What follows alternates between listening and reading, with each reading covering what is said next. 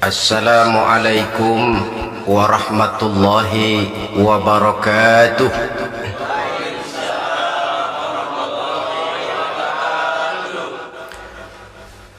Alhamdulillahi rabbil alamin, wassalatu wassalamu ala ashrafil anbiya'i wal mursalin, sayyidina wa maulana Muhammadin wa ala alihi wa ashabihil mujahidin at-tahirin, amma ba'd. Saudara hadirin kaum muslimin rahimakumullah, dalam kehidupan sehari-hari kita selalu berhadapan dengan dua hal yang berlawanan, dengan dua hal yang kontroversial kata orang sekarang, yang kita diharuskan memilih satu di antara kedua hal itu. Sejak kita bangun tidur sampai kita tidur lagi, selalu kita hadapi dua persoalan itu, yang benar dan yang salah, yang hak dan yang batil, yang pantas dan yang tercela, yang ma'ruf dan yang munkar. Persis seperti sebaik lagu yang lagi ngepop dan banyak dinyanyikan anak sekarang, madu di tangan kananmu katanya, racun di tangan kirimu. Tapi saya pikir-pikir, bagaimanapun kalau cuma sekedar madu di tangan kanan, racun di tangan kiri, adresnya jelas. Yang repot kalau kita sudah tidak tahu lagi mana yang madu, mana yang racun. Lebih celaka lagi di zaman sekarang, banyak racun mereknya madu. Kita terpedaya, kita terpesona, kita terpukau oleh racun yang bermerek madu ini. Kita minum dia, yang akibatnya rawan di dalam kehidupan kita. Sangat banyak racun-racun yang terpancang di sepanjang perjalanan hidup kita ini. Dan dua di antara racun kehidupan itu akan kita bicarakan pada pertemuan kali ini, yakni arak dan judi, minuman keras dan judi.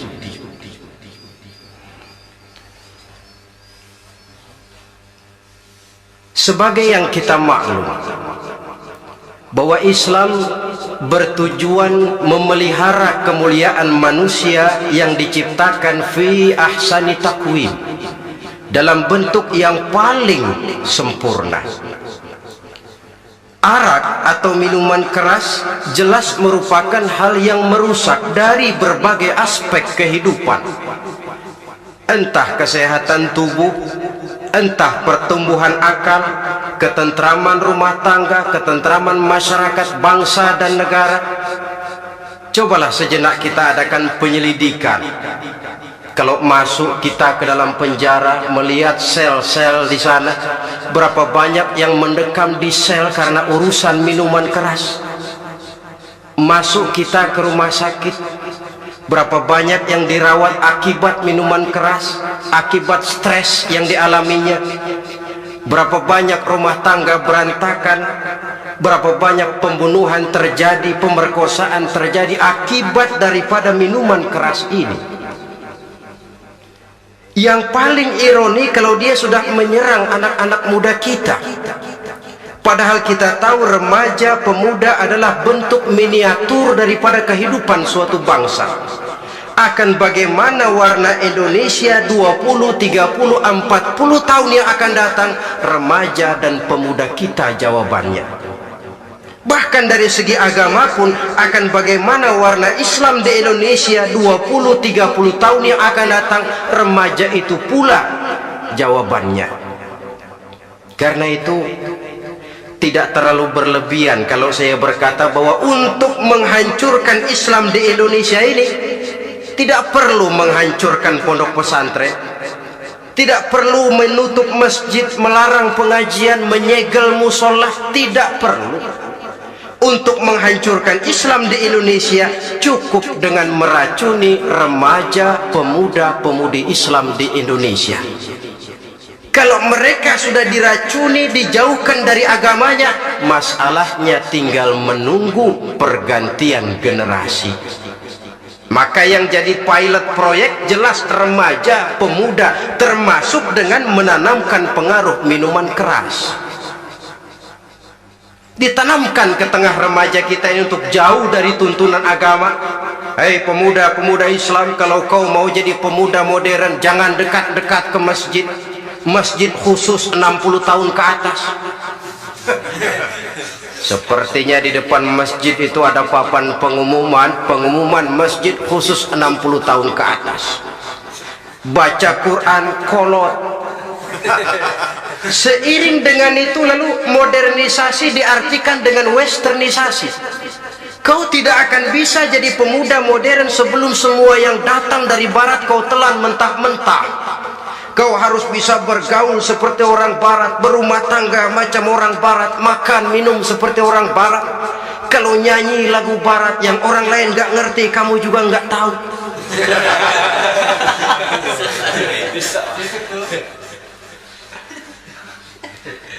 Anutlah itu free love yang pada akhirnya akan mengarah kepada free sex alias samenleven.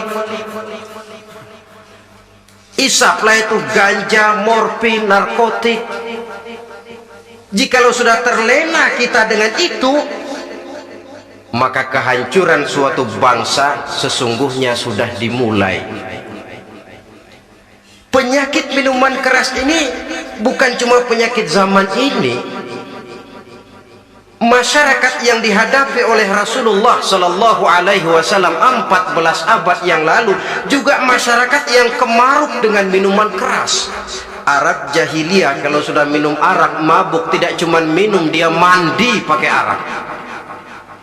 Sistem pendidikan yang disampaikan Islam bijaksana. Mula-mula diberikan gambaran bahwa arak itu walaupun ada manfaatnya tapi ada bahayanya, dan bahayanya jauh lebih besar daripada manfaatnya. Tahap kedua diberikan pesan jangan mendekati sholat dalam keadaan mabuk. Padahal sholat 1 hari 1 malam 5 kali, artinya makin jauh saja dia dari arak itu. Pada saat kondisi iman sudah memungkinkan, barulah turun vonis bahwa arak itu najis, perbuatan setan, jauhi. Yang ironi yang saya katakan tadi, racun mereknya madu. Kadang-kadang kita dibuai dengan iklan yang tidak mendidik. Saya pernah lihat ada iklan misalnya, Anda ingin modern, majulah bersama minuman ini. Atau minuman ini lambang pergaulan dunia yang maju. Modern diukur dari minuman. Yang jadi korban akhirnya remaja dan pemuda-pemudi kita. Saya teringat satu analisa dari Rasulullah Sallallahu Alaihi Wasallam. Beliau bersabda, Inna min asyratis sa'ah, sesungguhnya di antara tanda-tanda kiamat. Apa kiamat itu? Dalam arti yang umum, kiamat itu saat dimana alam ini hancur, bumi gempa, air laut tumpah ke darat, gunung meletus, planet-planet bertabrakan, lalu semua yang bernama hidup mati. Itu kiamat beneran. Saya nggak mau cerita kiamat beneran, sebab saya sendiri nggak kepengen ngalamin. Yang sering kita ngalami ini kiamat kecil-kecilan, kiamat mini. Apa kiamat mini itu? Hancurnya sendi-sendi kehidupan sosial. Maksiat merajalela, munkarat menjadi-jadi. Yang ma'ruf dianggap munkar, yang munkar malah menjadi ma'ruf. Yang salah disanjung-sanjung, yang benar dicaci maki. Tuntunan dianggap tontonan, tontonan malah jadi tuntunan. Kan kiamat kalau sudah begitu. Penjungkiran nilai. Kenapa hal semacam ini bisa terjadi?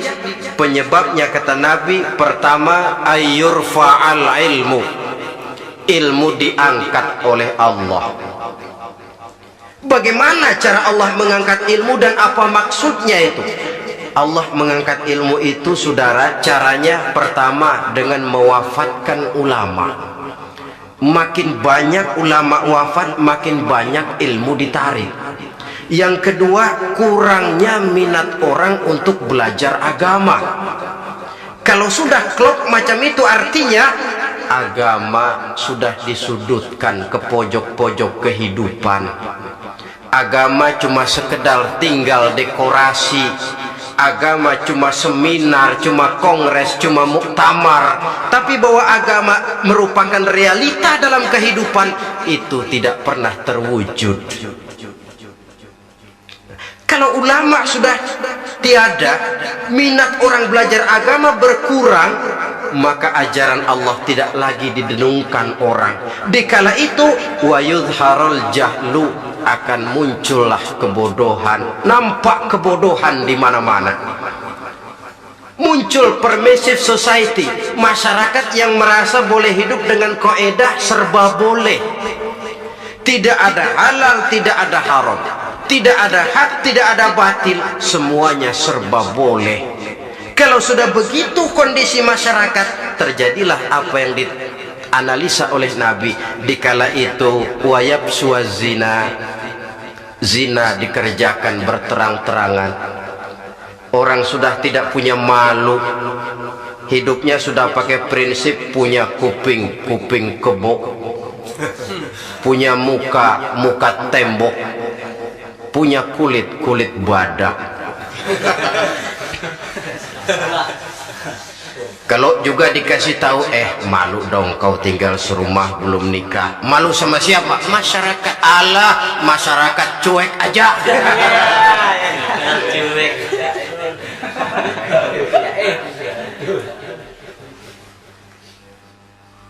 Bukankah realita kalau kita ikuti surat-surat kabar, berapa banyak sudah gadis-gadis bergelimpangan jadi korban? Berapa banyak bayi-bayi yang lahir ke alam ini tanpa harus tahu kemana dia mesti manggil bapak, yang akhirnya mengalami ketrakisan, dimasukkan ke dalam kantong plastik, dibuang ke tempat sampah. Kalau itu sudah terwujud, muncul efek negatif yang kedua, wa yusrabal khamr, arak, minuman keras jadi kebanggaan. Anak muda belum nyohor kalau belum bisa mabuk. Yang nggak mabuk dianggap kolot, kampungan loh. Bikin malu, baru kena segelas saja udah miring, cengeng. Temen kita no hebat, sampai nyungsep di got. Yang nyungsep hebat.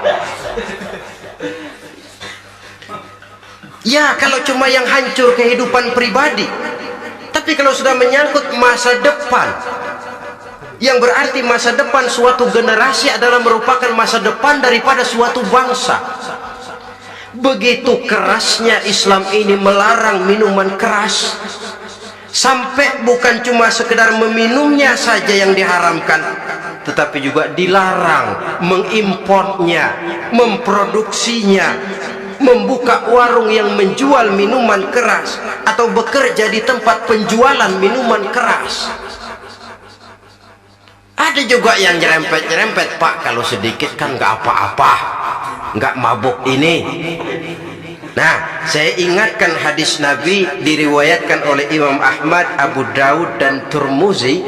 Nabi bersabda, ma askara kathiruhu faqaliluhu haramun. Apa yang banyaknya menyebabkan mabuk, sedikitnya pun tetap haram hukumnya. Memang barangkali mungkin ada manfaatnya, tetapi bahayanya jelas lebih besar ketimbang manfaat yang bisa timbul daripada jenis minuman keras itu sendiri. Dalam hadis lain Nabi pesankan, man kana yu'minu billahi wal yaumil akhir fala yaq'udu ala ma'idatin taduru 'alaiha al-khamru. Siapa yang beriman kepada Allah dan beriman kepada hari akhirat, jangan dia duduk di dalam satu pertemuan yang di dalam pertemuan itu diedarkan minuman keras. Masuk ke dalam lingkungan macam itu saja tidak diperkenankan. Kenapa? Asyariku fi syarri syarri. Bersekutu dengan kejahatan, jahat juga hukumnya. Semalam kamu mabuk ya? Enggak, temen. Saya cuma ngebeliin aja kok. Apalagi ngebeliin.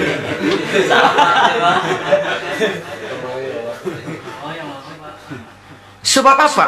Dalam keadaan mabuk, orang tidak lagi bisa berpikir secara logik. Daya kontrol hilang, artinya perbuatan sudah tidak terkontrol lagi. Yang pertama. Yang kedua, IQ tidak akan tumbuh dan berkembang secara normal seperti yang kita harapkan. Yang ketiga, harga diri akan runtuh hancur di tengah masyarakat. Bayangkan kalau tengah malam kita digotong orang, diantar ke rumah kita. Dengan kondisi macam itu masih punya muka kita untuk tegak di tengah masyarakat. Masih punya harapan kita untuk tumbuh menjadi pemimpin, sementara orang terkenang, dia kan yang kemarin malam gua gotong, dia lagi mabuk. Harga diri, kepribadian. Jangan lupa saudara, kita hidup di tengah masyarakat. Masyarakat itu punya hukum yang tidak tertulis, tapi lebih kuat dan lebih kejam daripada hukum tertulis. Orang bilang, sekali arang tercoreng di dahi, seumur hidup orang akan tetap ingat. Makanya Rasulullah dalam hadis memberikan tamsil untuk adik-adik remaja muslim ini, masalul mu'min kamasalin nahli. Perumpamaan orang yang beriman itu persis seperti tawon. Mentalitas orang mukmin persis tawon. Apa mentalitas tawon? Kalau kita ngaji bab tawon, kita renungi apa keistimewaan tawon. Saya lihat-lihat, ternyata tawon itu punya 4 keistimewaan. Pertama, tawon itu yang dihisap selalu saripati bunga. Bagus makanannya. Belum pernah tawon keliru makan. Saya belum pernah dengar kok ada tawon makan tahu.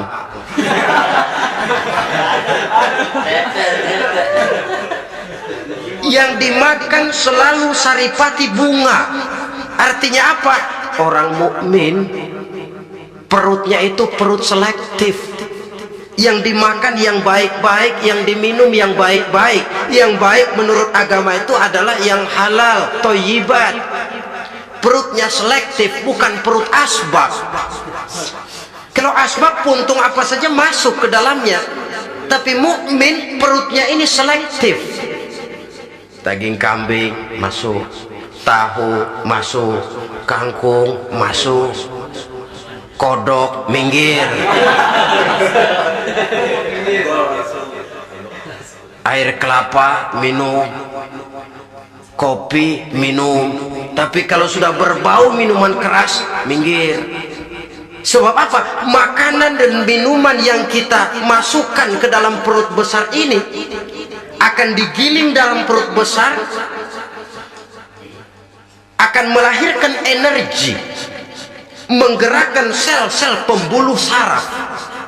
Kalau makanan dan minuman itu terdiri dari yang haram, energi yang ditimbulkan olehnya energi yang haram, mempengaruhi sel-sel pembuluh saraf. Orang akan cenderung berpikir yang haram kalau terlalu sering memakan makanan haram. Kalau sudah berpikir kepada yang haram, perbuatan pun akan mengarah kepada yang haram juga. Contoh kecil aja dah, ada nggak maling mikirin majelis taklim? Karena yang dimakan lebih banyak yang haram, yang dipikir paling-paling nanti malam rumah siapa lagi nih ya? Sudah mengarah ke sana.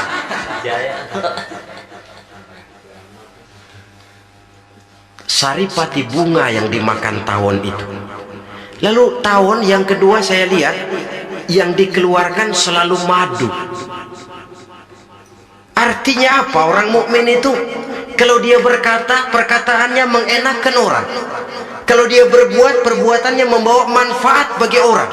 Kalau kakinya melangkah, tentu ke tempat yang ada gunanya. Yang dikeluarkan madu, bukan racun. Indah tawon itu. Yang ketiga, tawon saya lihat kemanapun dia hinggap tidak ada dahan patah. Artinya apa? Orang mukmin dimanapun dia tinggal, kemanapun dia pergi, pantang jadi biang kerok buat lingkungannya, pantang menimbulkan kerusuhan dan keonaran. Tidak ada cabang patah dimanapun tawon hinggap. Tapi juga yang keempat, saya lihat-lihat tawon itu jangan coba-coba diusik. Satu kali dia diusik, kemana orang lari? Nyilem masih ditungguin. Tawon. Tapi kalau nggak diusik, nggak ada tawon usil ke pasar nyariin orang. Ketika dia diusik, inilah saatnya saya harus mempertahankan kehormatan diri saya. Dia pun bangkit. Artinya apa? Orang mukmin tidak boleh nyari-nyari musuh, tapi ketemu musuh tidak boleh lari. Musuh jangan dicari, bertemu pun jangan lari. Mentalitas orang mukmin seperti tawon, yang dimakan baik, yang dikeluarkan baik. Kemana dia tinggal tidak menimbulkan keonaran buat masyarakat, tapi juga sanggup menjaga dan mempertahankan kehormatan dirinya. Kalau konteksnya dengan masalah yang sedang kita bicarakan, minuman keras, saya katakan tadi, kita kadang-kadang salah pilih, tertipu oleh racun yang bermerek madu. Ada minuman empuk, nyari yang keras, salah pilih. Ketahuan orang bikin pel buat anjing, manusia yang nelen. Akhirnya miring kayak anjing. Saudara, mari kita renungi An-Nisa ayat 140. Allah subhanahu wa ta'ala mengingatkan, qad nazzala alaikum fil kitabi an idza sami'tum ayati llahi yukfaru biha wa yustahza'u biha fala taq'udu ma'ahum hatta yakhudu fi hadithin ghairi innakum idzam misluhum. Sungguh, kata Allah, telah diturunkan kitab Al-Quran ini kepada kamu, yang apabila kamu dengar ayat-ayat Allah itu diingkari orang, diejek-ejek orang, fala taqudu ma'ahum, jangan kamu duduk bersama orang-orang semacam itu. Bagaimana mengejek ayat-ayat Allah? Misalnya, tahu kalau minuman keras itu diharamkan, tapi masih minum juga, itu kan mengejek ayat namanya. Duduk di majelis semacam itu dilarang oleh Quran. Kenapa? Innakum izam misluhum. Kalau kamu juga duduk di majelis semacam itu, kau dan mereka sama saja, kata Quran. Sama saja. Tahu kalau minuman yang memabukkan itu diharamkan agama, tapi diminumnya juga, mengejek ayat Allah. Duduk di tengah kelompok mereka berarti ikut mengejek ayat Allah. Dekat saja pun jangan, entahlah lagi sampai meminumnya. Maaf, bukankah Allah menurunkan Al-Quran kepada manusia? Kata Imam Al-Ghazali, persis, maaflah, seperti gubernur berkirim surat kepada Pak Lurah. Dalam suratnya Pak Gubernur bilang, Pak Lurah, tolong carikan tanah di daerah Kebayoran untuk sekolah 6.000 meter. Pak Lurah dapat surat dari Pak Gubernur, bangga bukan main. Itu surat sore, pagi, siang, malam dibaca, ditaruh di tempat yang tinggi, diberikan minyak wangi, mau diambil dicium dulu, dibawa dengan penuh hormat dan hati-hati. Tapi tanah yang dipesan Pak Gubernur tidak dicari-cariin. Penghargaan macam apa ini? Nanti gubernur cek, Pak Lurah, siapa? Sudah terima surat saya? Sudah Pak, sudah. Bagus. Lalu bagaimana? Aduh Pak, surat Bapak sore pagi siang malam saya baca. Bagus. Apalagi Lurah? Surat Bapak saya taruh di tempat yang tinggi Pak. Saya pakaiin minyak wangi, mau saya ambil saya cium dulu, saya bawa dengan penuh hormat dan hati-hati. Bagus Lurah, kau memang hormat sama atasan. Cuman Lurah, tanahnya udah dicariin belum? Nah yang itu belum tuh Pak, belum. Kata gubernur, bagus Lurah, besok berhenti lo ya.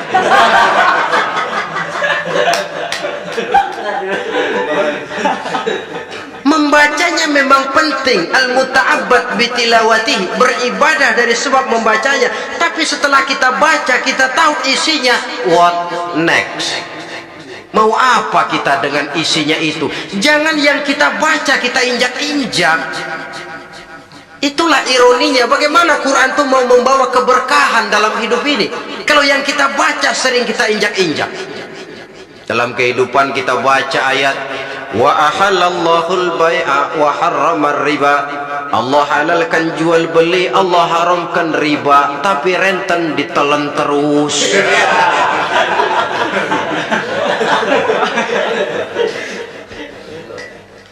Kita baca ayat wa'tasimu bihablillahi jami'an wa la tafarraqu. Berpegang teguhlah kamu kepada tali Allah, jangan bercerai-berai. Tapi sesama muslim pelotot-pelototan jalan terus. Janganlah yang sesama muslim kadang-kadang yang mengklaim dirinya sebagai pemimpin Islam kelihatannya juga sikut-sikutan jalan terus.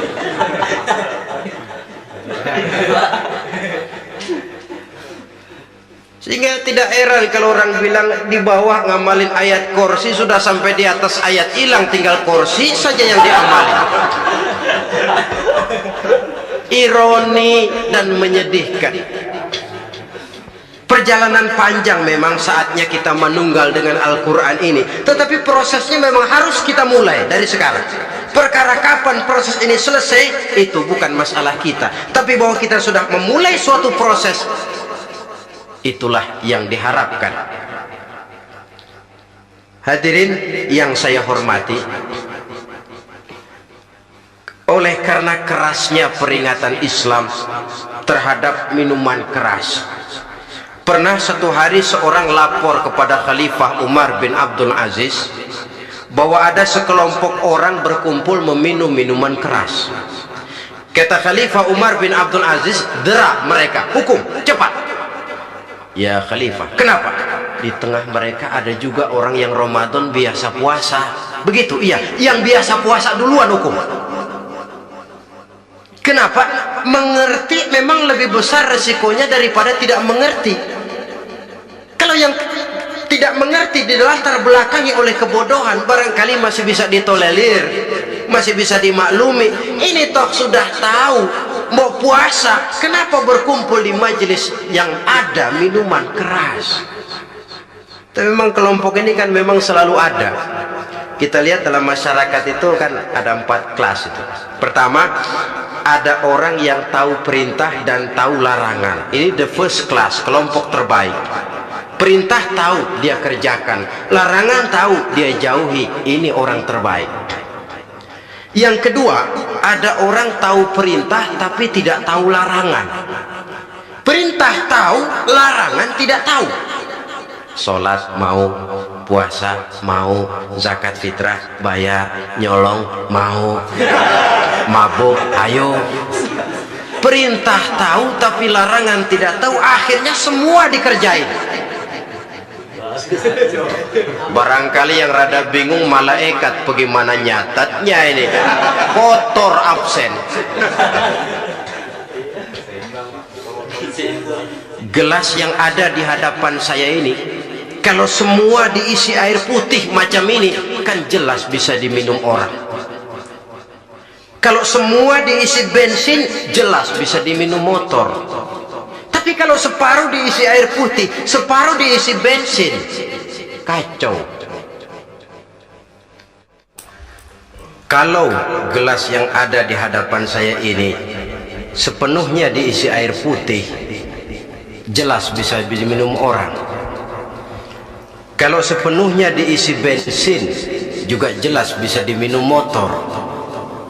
Yang repot kalau separuh diisi air putih, separuh diisi bensin, kacau statusnya. Orang minum mabuk, motor minum pun mogok. Dijual juga tidak laku, barang campuran. Inilah makna pernyataan Allah, wala talbisul haqqa bil batil. Jangan kamu campur adukan antara yang hak dan yang batil.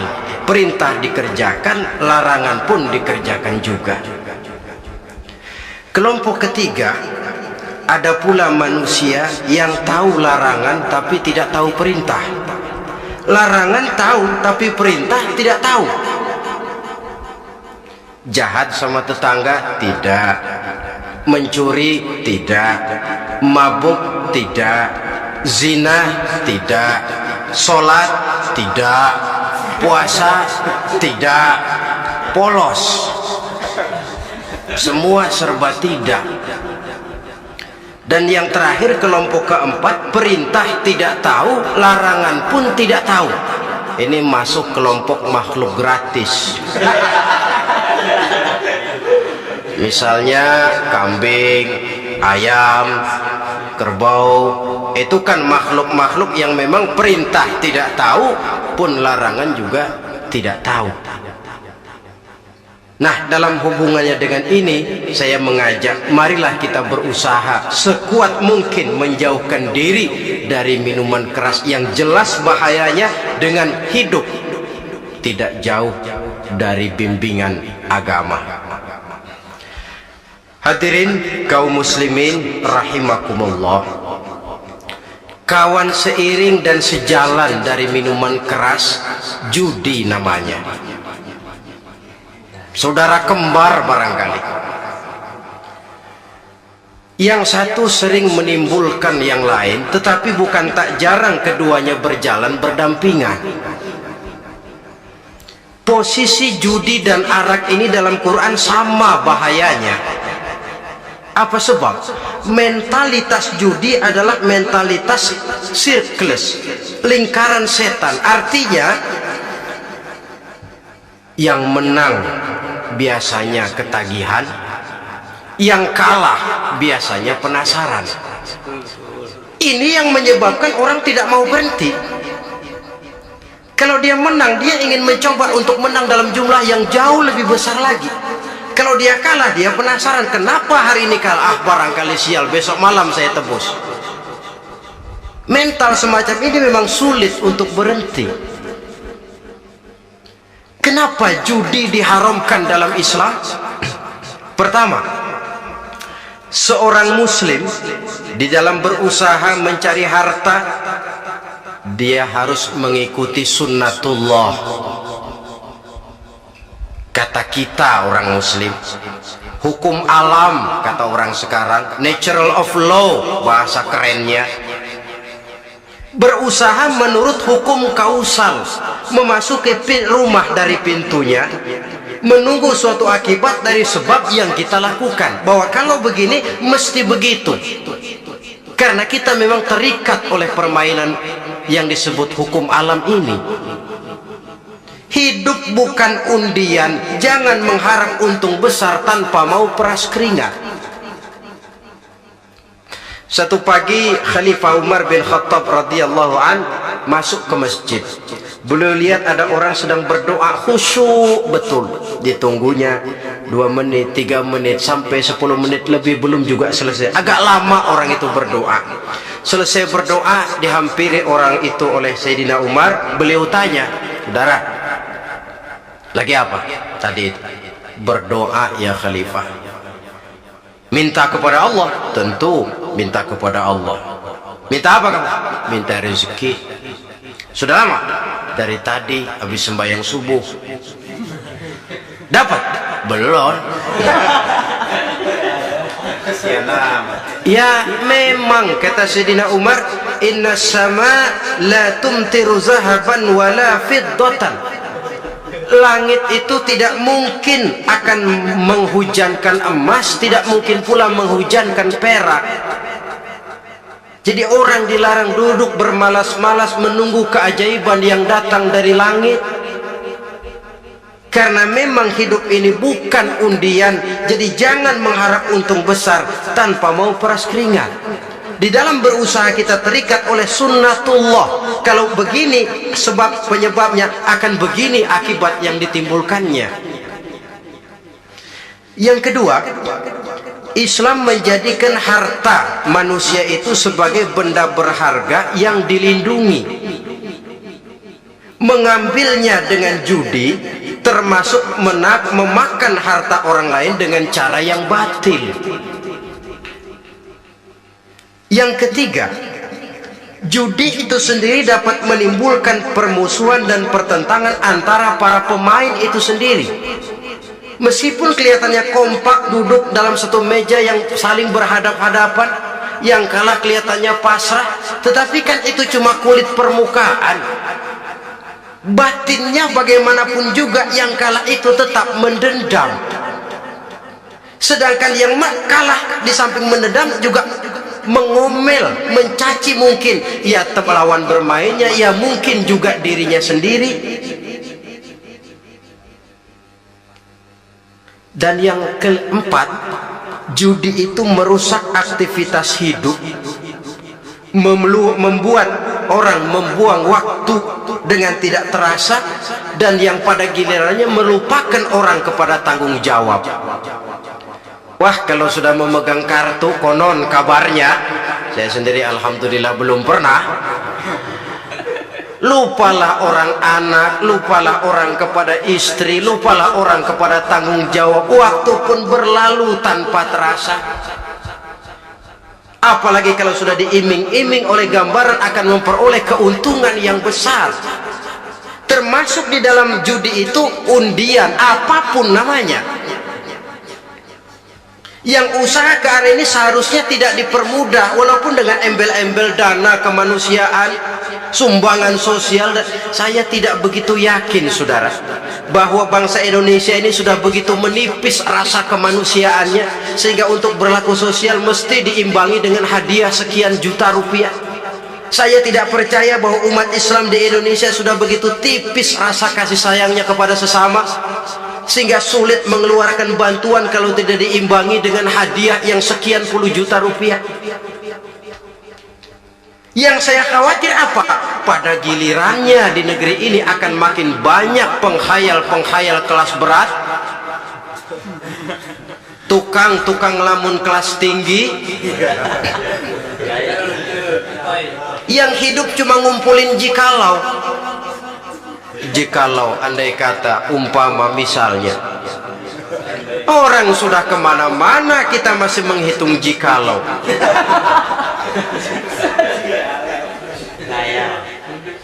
Orang boleh saja mengharap burung terbang tinggi, tapi punai di tangan jangan dulu dilepas.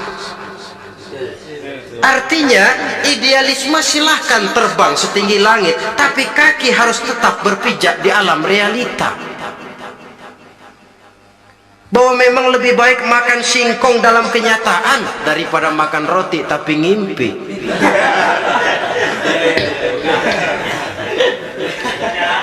Kadang anaknya menangis, Pak minta jajan, ada uang 200 rupiah. Sudahlah sabar, kau jangan jajan, nanti bapak beliin kalau tembus 100 juta nih.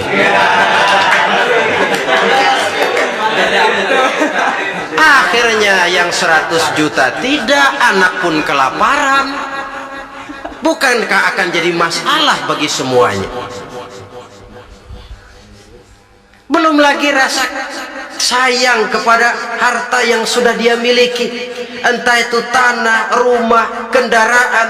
Kalau sudah kadangkala di meja judi, hilang rasa sayang kepada benda itu. Ada rumah-rumahnya dilelang, ada kendaraan-kendaraan jadi taruhan, ada jam tangan pun copot tanpa terasa. Maka berapa banyak rumah tangga berantakan, istri minta cerai, orang jadi nekat merampok, orang jadi nekat mencuri, korupsi kalau dia pejabat. Akibat apa ini? Pengaruh yang namanya judi. Saudara kaum muslimin, ma'asyiral muslimin rahimakumullah. Itu sebabnya di dalam surah Al-Maidah ayat 90 Allah menekankan, innamal khamr wal maisir wal ansab wal azlam rijsun min amali syaitan fajtanibuhu la'allakum tuflihun. Sesungguhnya arak, judi, berhala, mengundi nasib itu rijsun. Ya Allah, jarang benar Quran menggunakan kalimat rijsun. Rijsun ini sudah merupakan puncak kekotoran. Bapak moyangnya najis, itu rijsun. Najisnya bapak. Rijsun, kotor. Sudah kotor ditambah pula min amali syaitan, pekerjaan setan. Fajtanibuhu, jauhi. Jangan sampai main, dekat saja tidak boleh, jauhi. La'allakum tuflihun, jikalau kamu mau menjadi orang-orang yang beruntung. Sejarah tidak pernah mencatat ada orang jadi miliuner karena judi. Sejak David Rockefeller sampai Aristotle Onassis, orang-orang kaya top di dunia, mereka kaya bukan karena judi, tapi karena kemauan peras keringat, banting tulang, mau memulai sesuatu dari kenyataan yang real di depan mata. Sebab apa? Hidup ini memang perjuangan. Janganlah kita ingin hidup dengan satu prestasi, ingin tetap hidup seperti apa adanya sekarang ini saja, toh kita harus berjuang. Apalagi ingin hidup lebih baik, lebih terhormat, lebih mudah. Hidup perjuangan. Perjuangan berarti pengorbanan. Berani hidup artinya berani berjuang. Berani berjuang maksudnya rela berkorban. Takut berkorban, jangan berjuang. Tidak mau berjuang, berhenti hidup. Itu logika. Dan bagaimanapun saya yakin lebih baik berkorban daripada menjadi korban. Kalau sekarang kita berkorban, peras keringat, banting tulang, berusaha secara sunnatullah untuk menghidupi anak, istri, keluarga, pada satu saat kita tidak akan menjadi korban kebrutalan anak-anak kita sendiri kalau mereka dibesarkan dan tumbuh berkembang oleh hasil yang diperoleh dari meja judi. Ayat 91 Al-Maidah ini lebih memperkuat lagi. Kalau itu arak, judi, berhala, mengundi nasib adalah perbuatan setan, sebenarnya setan mau apa sih?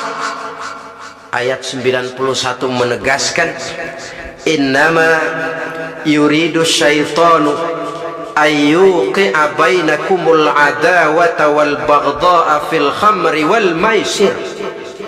Yang dimaui setan itu tidak lain supaya dengan arak dan dengan judi timbul rasa permusuhan, sikap memusuhi, saling marah di antara kamu.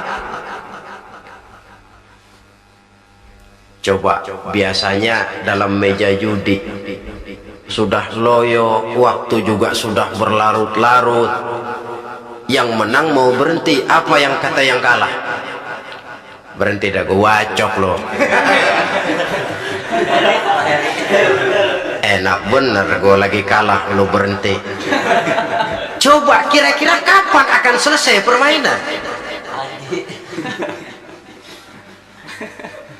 Akan timbul permusuhan, akan timbul rasa dendam kesumat yang ditanamkan oleh setan.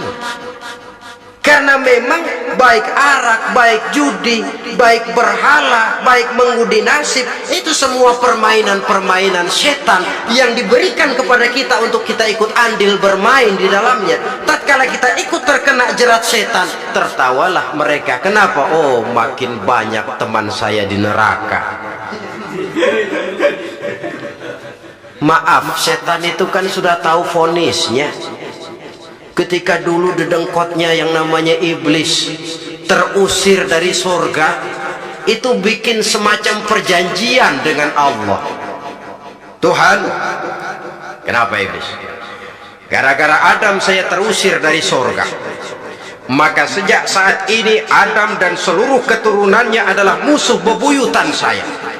Saya akan gelincirkan mereka dari jalan. Silahkan iblis, goda mereka, tapi kau tidak akan mungkin bisa menggoda mereka kalau hamba-hambaku itu menjadi hamba yang ikhlas. Hanya hambaku yang ikhlas yang tidak mungkin kamu goda, yang lain barangkali bisa.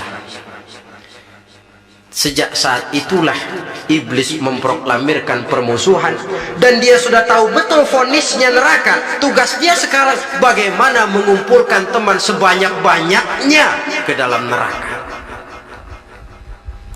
Hamba Allah saja yang tidak tergelincir kepada minuman keras dan judi. Hamba Allah yang ikhlas itu bagaimana? Yang ikhlas menjadi hamba Allah dalam arti kata dan perbuatannya memang mencerminkan bahwa dia hamba Allah. Maaf, di zaman sekarang ini kan banyak orang cuma berkata saya hamba Allah mulutnya, tapi perbuatannya membuktikan dia hamba setan, hamba dunia, hamba harta, budak jabatan, budak nafsu. Tidak sesuai antara ucapan dan perbuatan. Sebab itu kata-kata hamba Allah kalau keluar dari mulut manusia itu murah. Soalnya ngaku siapapun bisa. Tapi diakui atau tidak, ini yang kita belum tahu. Ada juga orang berdalih, saya kan masang kalau dapat nanti mau nyumbang masjid. Barangkali aja kalau nyumbang masjid disoriin dikit sama Tuhan.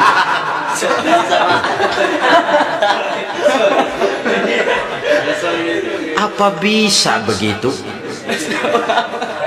Saudara, kita tidak mungkin mencuci kain dengan air najis. Innallaha thayyibun, kata Nabi, la yaqbalu illa thayyiba. Allah itu baik dan hanya menerima yang baik. Bahwa dalam Islam tujuan yang baik harus dicapai dengan prosedur yang baik. Bahwa niat menyumbang masjid bagus, tapi hasil daripada judi atau undian tidak akan menyampaikan kita kepada tujuan itu.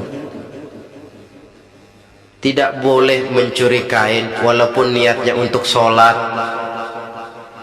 Kalau nyolong kain niatnya buat sembahyang, dimaafin kali.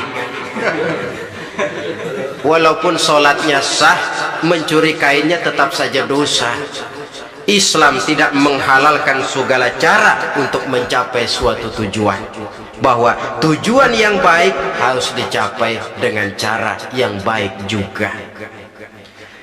Dan penyakit judi ini juga bukan penyakit baru. Sejak dulu masa jahiliyah judi mereka, saya kira kalau Las Vegas, kota judi Amerika saja barangkali masih kalah dengan cara judi jahiliyah dulu. Mereka kalau sudah judi itu uang, habis uang ada punya tanah pasang taruhan, habis tanah ada rumahnya dipasang. Apalagi yang ada, ternak unta dipertaruhkan, harta habis, rumah ludes, kebun binasa, ada istri juga dipasangin. Judi.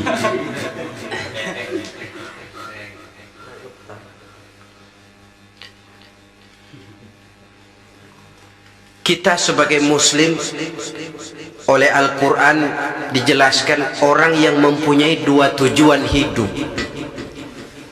Pertama, tujuan jangka pendek. Yang kedua, tujuan jangka panjang. Tujuan jangka pendek dunia dan seluruh isinya. Tujuan jangka panjang adalah akhirat dan ridho Allah. Ini yang terpantul dalam doa setiap kita, Rabbana atina fid dunya hasanah wa fil akhirati hasanah. Tercapai tujuan jangka pendek fid dunya hasanah, dan tujuan jangka panjang wa fil akhirati hasanah. Untuk mencapai tujuan jangka pendek, merangkul dunia dan seluruh isinya, apa yang jadi modal utama? Pertama, pendidikan. Makin tinggi jenjang karier pendidikan yang kita tempuh, rasa-rasanya makin mudah menjangkau dunia dan isinya. Yang kedua, pengalaman. Tenaga-tenaga expert masih tetap diperlukan. Makin banyak pengalaman, makin mudah menjangkau dunia. Yang ketiga, dan ini ada tapi tidak bisa dijadikan pegangan, faktor nasib, faktor kebetulan. Ada tapi tidak bisa dijadikan pegangan mutlak. Pendidikan, pengalaman, ingin menjangkau fid dunya hasanah, ini modal utama. Lalu untuk mencapai fil akhirati hasanah, prestasi ibadah. Bagaimanapun tinggi pangkat dan jabatan kita, bagaimanapun banyak gelar kita sandang, tanpa prestasi ibadah, nol besar kita dalam pandangan Allah. Itu sebabnya kita sholat. Jadi tidak beralasan kalau orang ditanya, kenapa sih kamu nggak sholat? Ah, tetangga saya sholat melarat terus. Memang sholat itu bukan untuk mencari uang kok. Kalau ada orang yang rajin sholat, rezekinya kelihatan lancar, itu cuma sekedar persekot. Uang muka, cashnya tetap di akhirat nanti. Efeknya apa? Karena kita punya tujuan jangka panjang, mengharap ridho Allah di akhirat. Cara kita mencapai tujuan jangka pendek dibatasi oleh pertanyaan, Allah ridho apa enggak? Kita cari uang, tapi pertanyaan pokok, Allah ridho enggak cara ini? Kita mengejar kedudukan, tapi Allah ridho enggak dengan cara ini? Ini yang menyebabkan kita lantas tidak lalu menghalalkan segala cara. Yang penting tujuan tercapai cara apapun halal. PKI kan cuma PKI yang berprinsip asal tujuan tercapai cara apapun halal. Dan kita sudah sepakat PKI dan seluruh ajarannya tidak berhak hidup di bumi Pancasila ini. Cuma jangan sekedar PKI-nya dikutuk tapi ajarannya dipakai.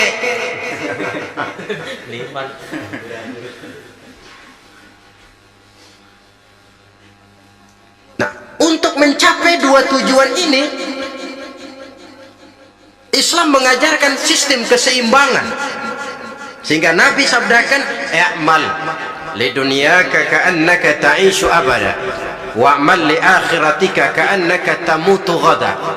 Bekerjalah buat duniamu seolah-olah kau akan hidup untuk selamanya, tetapi bekerjalah untuk akhiratmu seolah-olah kau akan mati besok. Jadi kalau kita sudah sholat menghadap Allah, usolli fardul maghrib, Allahu Akbar, ingat seolah-olah kita akan mati besok supaya timbul khusyuknya. Tapi kalau kita sudah bekerja, kuliah, bekerja, belajar di tempat tugas, ingat seolah-olah kita akan hidup selamanya supaya timbul gairah kerja. Jangan dibalik. Di kantor ingat mati, lemas terus. Ngapain kerja sungguh-sungguh bakalan mati. Lagi sholat ingat Duta Merlin, Altiron Plaza, ya kacau. Salah pasang, tidak pada tempatnya. Untuk mencapai fid dunya hasanah ini, Islam mengajarkan tempuh jalur yang mengikuti sunnatullah. Itu yang dihargai oleh agama. Terikat oleh hukum kausal bahwa kalau ini yang saya usahakan hasilnya akan begini. Perkara nanti hasil tidak seperti yang kita harapkan, baik sangkalah kita kepada Allah. Sebab kita tidak tahu rahasia apa di belakang itu.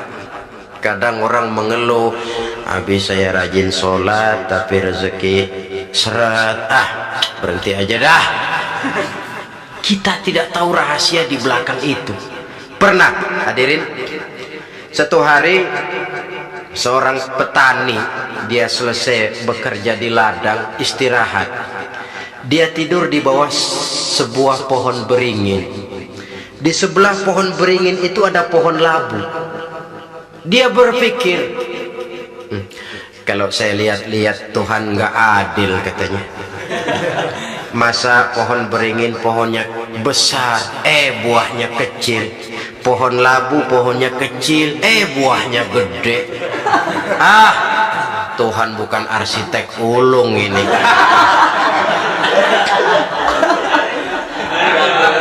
Mestinya supaya enak dilihat, beringin yang pohonnya besar buahnya sebesar buah labu.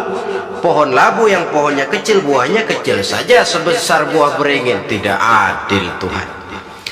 Baru dia selesai berpikir Tuhan tidak adil, jatuh sebutir buah beringin tepat menimpa hidungnya. Dia terkejut. Astagfirullahaladzim. Kalau begitu saya sadar katanya, Tuhan benar-benar adil. Coba kalau buah beringin segede buah labu, waduh, kayak apa muka saya ini?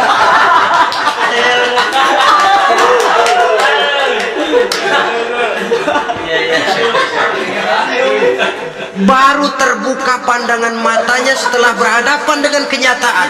Baru keluar respek. Allah benar-benar adil. Padahal semenit yang lalu dia masih berkata, Tuhan bukan arsitek ulung. Tapi semenit kemudian setelah berhadapan dengan kenyataan yang real dia hadapi, wah, Allah benar-benar adil.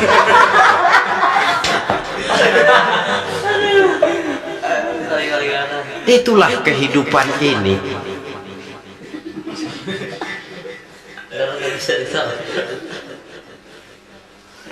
Saudara hadirin yang saya hormati, karena itu baik arak baik judi dua-duanya merupakan bahaya laten yang tidak hanya mengancam kehidupan agama tetapi juga masyarakat, bangsa dan negara, apalagi kalau sudah jatuh kepada generasi penerus. Dan yang bagaimanapun juga saya berpikir sebenarnya remaja, pemuda, pemudi kita cuma korban dari suatu sistem. Sebab ini merupakan tanggung jawab bersama. Ulama mubalik macam saya paling wewenangnya cuma ngomong. Yang punya SK untuk memberhentikan pabrik minuman keras itu kan Menteri Perindustrian. Tangan-tangan eksekutif. Sehingga kalau Nabi katakan, man ra'a minkum munkaran falyughayyir biyadihi wa illam yastati' fa bilisanihi wa illam yastati' fa biqalbihi. Apabila salah seorang kamu melihat suatu kemunkaran, termasuk minuman keras dan judi di dalamnya, rubah itu. Dengan cara apa? Kalau kau mampu dengan tangan, artinya power, kekuatan. Kalau dengan tangan tidak mampu, ini orang kalau gue pukul gue yang melintir nih. Umpamanya fabilisani, dengan lidah ngomong, Mas, saya senang sampean tinggal di sini, kampung kami tambah warga, tapi tolonglah jangan bawa pengaruh yang tidak baik. Kalau ternyata bicara pun tidak berani, fabiqalbi, cukup dalam hati, sekurang-kurangnya tidak ikut membenci kemungkaran dalam hati, itulah kadar iman yang paling lemah. Ini secara umum. Tapi kalau hadis ini kita mau adakan semacam, katakan description of job bahasa kerennya, kita adakan pembagian tugas. Siapa yang harus merombak kemungkaran dengan power? Penguasa, pemerintah, sebab dia punya aparat. Siapa yang merombak kemungkaran dengan lidah? Ulama, kiai, mubalik, ngomong. Siapa yang hanya merubah kemungkaran dalam hati? Kita umumnya rakyat lemah ini, yang mau ngomong nggak berani tapi hati pegel. Nah, kalau sudah ada pembagian tugas semacam itu, insya Allah masing-masing akan berjalan pada relnya, dan pada akhirnya selamatlah kita, bangsa Indonesia, umat Islam pada khususnya, dari bahaya, baik bahaya minuman keras maupun bahaya judi. Menyelamatkan bangsa, dan yang lebih lagi menyelamatkan masa depan kita. Sekianlah saudara pertemuan kita pada saat ini, mudah-mudahan ada manfaatnya. Terima kasih atas segala perhatian, mohon maaf atas segala kekurangan.